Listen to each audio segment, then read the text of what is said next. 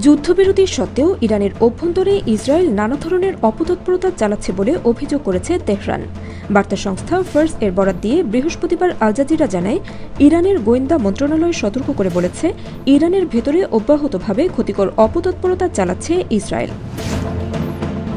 বার্তা সংস্থা ফার্স গোয়েন্দা মন্ত্রণালয়ের উদ্ধৃতি দিয়ে জানিয়েছে, ইসরায়েলি কর্মকর্তারা টেলিফোনে গুপ্তচরবৃত্তি চালাচ্ছে। তারা জাতীয় তথ্য হাতিয়ে নেওয়ার লক্ষ্যে ইরানিদের কাছে গণহারে ফোন দিচ্ছে।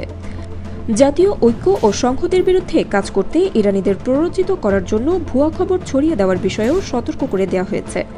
ইসরায়েলের সঙ্গে যুদ্ধবিরতি বহাল থাকলেও নিরাপত্তা ব্যবস্থা জোরদার করেছে ইরানি কর্তৃপক্ষ। ইসরায়েলের হয়ে গুপ্তচর বৃত্তির অভিযোগে শত শত লোককে গ্রেফতার করা হচ্ছে।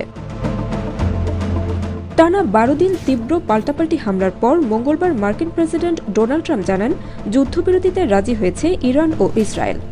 যুক্তরাষ্ট্রের প্রেসিডেন্ট ডোনাল্ড ট্রাম্পের চেষ্টায় হামলা বন্ধের সিদ্ধান্ত নেয় মধ্যপ্রাচ্যের এই দুই দেশ।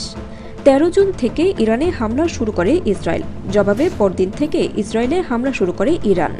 ইরানের স্বাস্থ্যমন্ত্রী মোহাম্মদ রেজা জাফরখানির বরাত দিয়ে দেশটির গণমাধ্যম জানায়, গত ১৩ জুন থেকে ইসরায়েলি হামলায় ৬০৬ জন নিহত হয়েছে।